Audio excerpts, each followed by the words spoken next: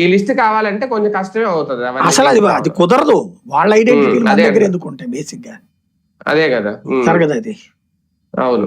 అంటే ఎంత స్ట్రిక్ట్ ఎందుకు చేస్తున్నారు సార్? ఒకవేళ ఇది ఎలక్షన్ కమిషన్ నిర్ణయమే అన్న, పోనీ రాజకీయాలు లేవు అనుకున్నా, ఇందులో ఇంత స్ట్రిక్ట్ ఎందుకు? అంతే నేను అనుకోవడం. అది తలతెక్క నిర్ణయం. ఎవడో అది ఎలక్షన్ సంఘంలో కూడా బుర్రా బుద్ధి లేనోడు ఎవడో పెట్టుంటాడు. అదేంటంటే అక్కడ కోసం పెట్టుంటారు. ఏది ఈశాన్య రాష్ట్రాలు, ఉత్తరప్రదేశ్ లాంటి చోట్ల, బెంగాల్ లాంటి వాళ్ళ కోసం పెట్టుంటారు. ఆ దేశం అంతా అమలు చేస్తే కనుక ఎన్నికల సంఘాన్ని, ఇవాళ ఎన్నికల సంఘం అంటే బీజేపీ అంటున్నారు కాబట్టి బీజేపీని అమ్మలు నక్కలు తిడతారు రేపు పొద్దున్న జనాలు. అది గ్రహించాల్సి ఉంది. కానీ ఇందులో నిజంగా రాజకీయ కోణం కూడా చూడాలా? ఇప్పుడు వైసీపీ వాళ్ళ ముందు నుంచి భయపడుతూనే వస్తున్నారు.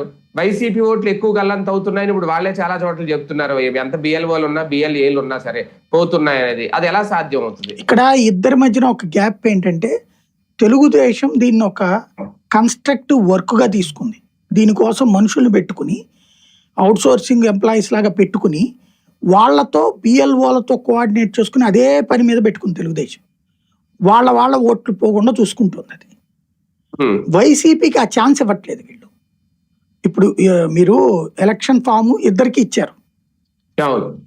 వైసీపీ వాళ్ళకి బ్లాక్ అండ్ వైట్ ఇచ్చారు, ఇలా కలర్ ఇచ్చారు. వీళ్ళు ఆ బ్లాక్ అండ్ వైట్ చూసుకుని వీళ్ళ తరపున మనుషులు గ్రౌండ్ లో పనిచేయట్లేదు పెద్దగా. వైసీపీ తరపున అంత సీరియస్ గా ఎఫర్ట్ పెట్టట్లా. ఎందుకంటే ఇప్పుడు ఒక మనిషికి ఆ పనంతా చేయాలంటే దాని మీద అవగాహన ఏమన్నా ఉండాలి. లేదంటే డబ్బులు ఇచ్చి మనం అవుట్ సోర్సింగ్ కూడా పెట్టుకోవాలి. వీళ్ళకి డబ్బులు ఇచ్చి పెట్టుకునేందుకు సిద్ధంగా లేరు. వీళ్ళ కార్యకర్తలకి అంత నాలెడ్జ్ లేదు దాని మీద. ఇక్కడ రెండో పాయింట్ ఏమవుతున్నదంటే,